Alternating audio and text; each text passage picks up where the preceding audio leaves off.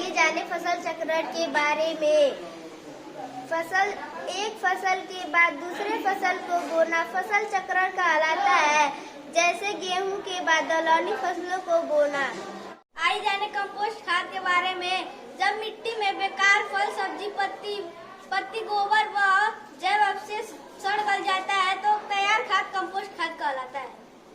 पौधों का प्रमुख पोषक तत्व nitrogen, phosphorus, carbon, super sulphate, ammonium sulphate. आइए जाने नाइट्रोजन चक्र के बारे में। जब नाइट्रोजन का वर्षा होता है तब फसलों तक जाता है। जब फसल तैयार हो जाता है तो उसे हम भोजन के रूप में ग्रहण करते हैं। जब हम मृत होते हैं तब सूक्ष्मजीव हमें अपघटित करते हैं।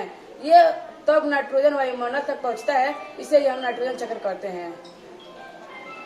नाइट्रोजन का स्थिरीकरण। नाइट्रोजन वायुमंडल में 78% पाया जाता है तथा दलहनी फसलों व कई अन्य कारणों से नाइट्रोजन का स्थिरीकरण होता है। पौधे कभी भी सीधे नाइट्रोजन को ग्रहण नहीं करते हैं।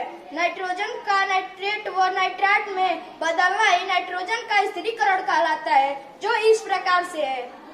नाइट्रोजन का स्थिरीकरण कई प्रकार से होता है, जैसे दलहनी फसलों द्वारा। दलहनी फसल जैसे चना, मटर, अरहर आदि के जड़ों में कुछ गांठें पाई जाती हैं। उसमें राइजोबियम नामक जीवाणु पाए जाते हैं जो वायुमंडल के नाइट्रोजन को नाइट्रेट व नाइट्राट के रूप में परिवर्तित करते हैं। मिट्टी के सूक्ष्म जीवों द्वारा मिट्टी में एजोटोबैक्टर बैक्टीरिया पाए जाते हैं जो नाइट्रोजन को नाइट्रेट व नाइट्राट में बदल देती हैं। आइए जाने त्वरित वर्षा द्वारा। तेज बारिश में बिजली कड़कने पर नाइट्रोजन ऑक्साइड बनते हैं जो पानी में मिलकर पौधों तक पहुंचाती है। रासायनिक उर्वरक द्वारा फैक्ट्रियों में तैयार रासायनिक नाइट्रोजन खाद्य पदार्थ के द्वारा हम तक पहुंच जाता है।